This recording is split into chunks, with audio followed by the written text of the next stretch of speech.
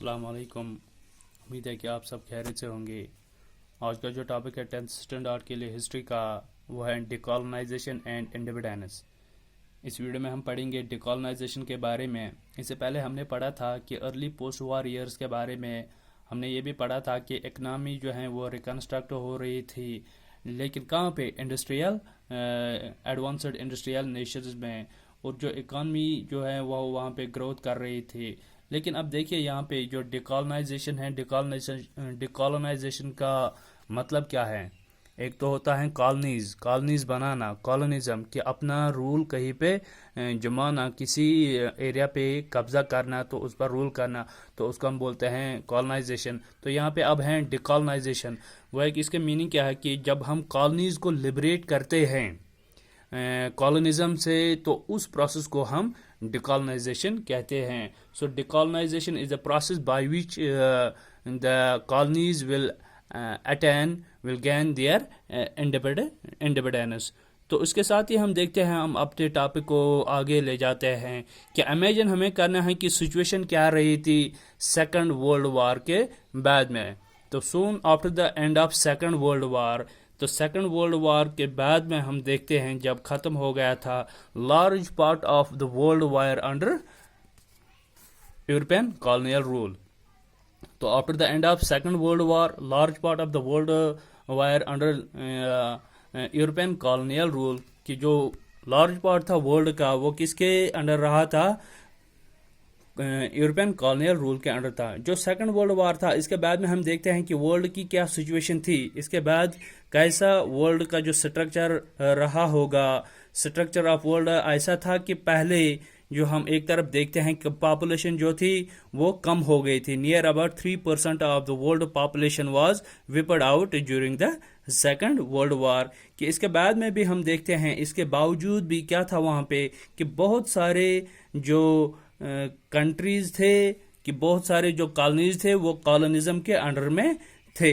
तो जिसको मैंने शॉर्टली में लिखा कि बहुत सारे कि large part of the world जो था it remained under European colonial rule. तो ठीक है कि सेकंड वर्ल्ड वार के बाद में बहुत सारे जो कॉलोनीज थे वो कॉलोनिज्म के अंडर जी रहे थे, कि यूरोपियन कॉलोनियल रूल के वो अंडर थे। तो अब यूरोपियन कॉलोनियल रूल का मतलब क्या है कि जो यूरोपियन कॉलोनियल पावर्स थे उस समय पे जो थे, जैसे कि फ्रांस था उस समय, ब्रिटेन था, पुर्तगाल था। तो फ्रांस और ब्रिटेन की हम जब बात करते हैं, इन दोनों को वर्ल्ड में बहुत सारे कॉलोनीज थी। तो उन्होंने क्या करके रखा था, इन कंट्रीज ने, इन कॉलोनियल पावर्स ने बहुत सारे कॉलोनीज बना के रखी थी एशिया और अफ्रीका में। तब हम कहते हैं कि large part of the world था ये अंडर था, किसके अंडर था? यूरोपियन कॉलोनियल रूल के अंडर था। कब? सेकंड वर्ल्ड वार के बाद में भी। वो सेकंड वर्ल्ड वार के बाद में हम देखते हैं कि कॉलोनिज्म चल रहा था, लेकिन उसके साथ ही हम देखते हैं कि एक प्रोसेस चली गई जिसको हम कहते हैं डिकॉलोनाइजेशन की प्रोसेस। कि डिकॉलोनाइजेशन की प्रोसेस अब स्टार्ट हो गई थी after the end of the second world वार। तो इस प्रोसेस के ज़रिए से हम देखते हैं, डिकॉलोनाइजेशन के प्रोसेस के ज़रिए से हम देखते हैं कि बहुत सारे कॉलोनीज को अब आज़ादी मिल गई। सेकंड वर्ल्ड वार के बाद में हम देखते हैं, नियर अबाउट 2 डिकेड्स में हम देखते हैं कि बहुत सारी कॉलोनीज को वहाँ पे क्या इंडिपेंडेंस मिल गई। लेकिन कुछ हम देखते हैं आज भी 2020 में हम देखते हैं कि बहुत सारे कॉलोनीज अभी भी हैं। अगर कश्मीर की बात करें, ये भी कॉलोनिज्म के अंडर हैं। इस पे कौन रूल कर रहा है? कॉलोनियल इंडिया इस पे रूल कर रहा है। तो ठीक है, तो 20 ईयर्स के अंदर, 2 डिकेड्स के अंदर बहुत सारे एशियन, अफ्रीकन और जो कॉलोनीज थे वो आज़ाद हो गए थे। किसके द्वारा? कि कॉलोनीज जो थी कहाँ पे? एशिया और अफ्रीका में। अब उन्होंने प्रोसेस स्टार्ट की थी, इन कॉलोनीज ने प्रोसेस स्टार्ट की थी, process of their independence soon after the end of the second world वार, तो जिसको हम डिकॉलोनाइजेशन की प्रोसेस कहते हैं। अब जो कंट्रीज आज़ाद हो गए, जो कॉलोनीज आज़ाद हो गए, बहुत सारे कॉलोनीज आज़ाद हो गए, तो लेकिन इसके बाद में हम देखते हैं कि इन कंट्रीज में जो फॉर्मर कॉलोनीज थी उनमें बहुत सारे प्रॉब्लम्स थे। पहले हम ये देखते हैं कि इन कंट्रीज के पास कुछ नहीं था। किस सेंस में? डेवलपमेंट के पर्सपेक्टिव से अगर हम देखेंगे, जो ये फार्मर कॉलोनीज थी, जो इंडिपेंडेंस जिन्होंने हासिल की थी सेकंड वर्ल्ड वार के बाद में, इसमें इंडिया भी आता है, उसको भी वर्ल्ड वार सेकंड के बाद में इंडिपेंडेंस मिल गई। तो सेकंड वर्ल्ड वार ख़त्म होने के बाद में फिर भी ये 2 साल तक ब्रिटिश की कॉलोनी रही, तो उसके पास कुछ नहीं था।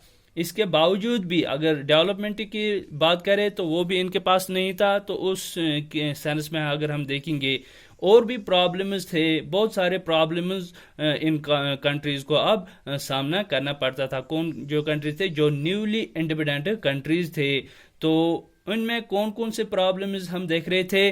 They were overburdened by poverty and lack of resources. अब उन कंट्रीज में, उन फार्मर कॉलोनीज में कौन कौन सी प्रॉब्लम्स थी? पॉवर्टी थी और लैक ऑफ रिसोर्स थी, रिसोर्स की कमी थी। तो इंडिया की बात करें, जो ब्रिटिशर्स जब यहाँ से चले गए,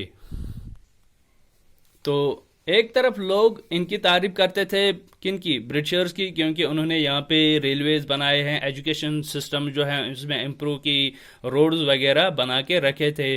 तो दूसरी तरफ हम देखते हैं कि जब वो इंडिया से चले गए तो उन्होंने इंडिया को क्या दिया? ब्रिटिशर्स ने इंडिया को क्या दिया?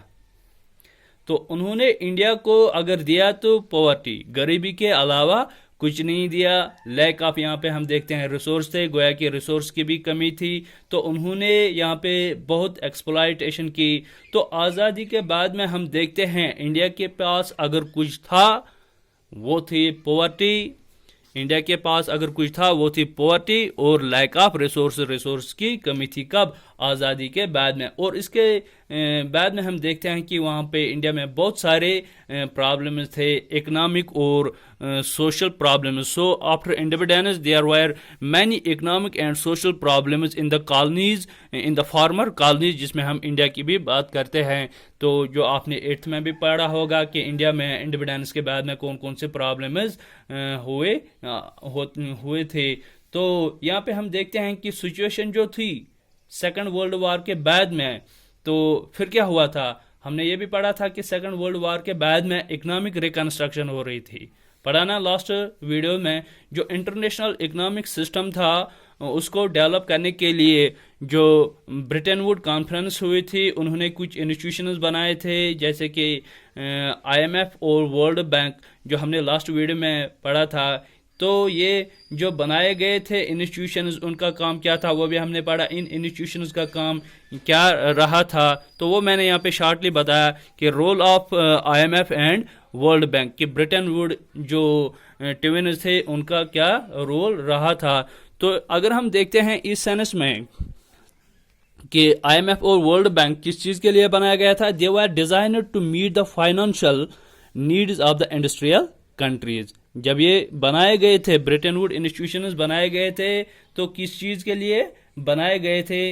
ये जो इंस्टीट्यूशंस थे उन्होंने कॉलोनीज में, जो बाद में जो फार्मर कॉलोनीज थे, इनमें जो प्रॉब्लम्स थे उनके बारे में उन्होंने कुछ नहीं सोचा था। ये सिर्फ किन की तरफ तवज्जो दे रहे थे? IMF और वर्ल्ड बैंक सिर्फ इंडस्ट्रियल कंट्रीज की तरफ तवज्जो दे रहे थे, इनको हेल्प कर रहे थे, इनको एड प्रोवाइड कर रहे थे, फाइनेंशियल एड इनको प्रोवाइड कर रहे थे। तो दूसरी तरफ हम देखते हैं इन इंस्टीट्यूशंस ने कभी फार्मर कॉलोनीज की तरफ कोई तवज्जो नहीं दिया था।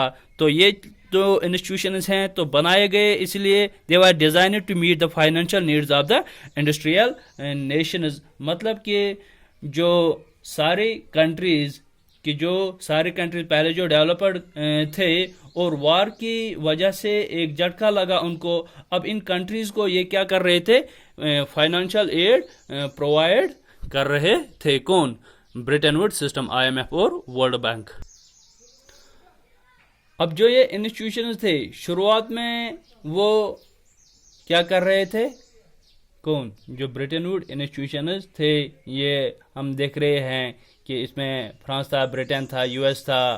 तो इन कंट्रीज को ये मदद करने के लिए बनाया गए थे। क्यों? क्योंकि इन लोगों के द्वारा ही ये ट्विन्स बनाए गए थे। शुरुआत में इन कंट्रीज ने कॉलोनीज के बारे में भी नहीं सोचा था। अब कॉलोनीज को आज़ादी मिल गई, लेकिन IMF और वर्ल्ड बैंक इनकी तरफ कोई तवज्जो नहीं दे रहे थे। किन की तरफ? जो फार्मर कॉलोनीज थी, जो या डेवलपिंग कंट्रीज थी, इनकी तरफ ये कोई तवज्जो नहीं दे रहे थे। तो उसके बाद मैंने जो लिखा था, they were not equipped to cope with the challenge of poverty and lack of development in the farmer colonies। कि मतलब कि जो IMF और वर्ल्ड बैंक थे, तो ये इंस्टीट्यूशंस सक्सेस नहीं रहे थे। किसमें? जो फार्मर कॉलोनीज थे, इनमें जो प्रॉब्लम्स थे, इन प्रॉब्लम्स को सॉल्व करने में ये सक्सेस नहीं रहे थे। अब हम देखते हैं कि IMF और वर्ल्ड बैंक जो था, ये जो IMF और वर्ल्ड बैंक था, ये पर्टिकुलरली किन के लिए बनाया गया था? डेवलप्ड कंट्रीज के लिए, या फिर हम एडवांस्ड इंडस्ट्रियल नेशंस भी जिनको हम कहते हैं। तो अगर बात की जाए कॉलोनीज की, जो फार्मर कॉलोनीज थी, तो उन्हें जो प्रॉब्लम्स थे, जैसे कि पॉवर्टी वहाँ पे थे या लैक ऑफ रिसोर्स थे, तो उसे ख़त्म नहीं कर सकता था IMF और वर्ल्ड बैंक। तो उन्होंने इनकी तरफ कोई तवज्जो नहीं दिया। सच तो ये है कि अगर IMF और वर्ल्ड बैंक ने पहले से ही ध्यान दिया होता फार्मर कॉलोनीज की तरफ या कॉलोनिज्म की तरफ, तो ये प्रॉब्लम्स नहीं होते थे। कहाँ पे? जो फार्मर कॉलोनीज थे, उन्होंने सिर्फ IMF और वर्ल्ड बैंक ने सिर्फ ध्यान अगर दिया तो इंडस्ट्रियल नेशंस की तरफ। लेकिन बाद में क्या हुआ था कि अब जो इंडस्ट्रियल नेशंस थे, जैसे कि यूरोपियन कंट्रीज हो गए, जापान होगा, तो इन इंडस्ट्रियल नेशंस ने क्या करना स्टार्ट किया था? उन्होंने तो उन इंडस्ट्रियल नेशंस को IMF और वर्ल्ड बैंक के जरिए से एड मिल रहे थे।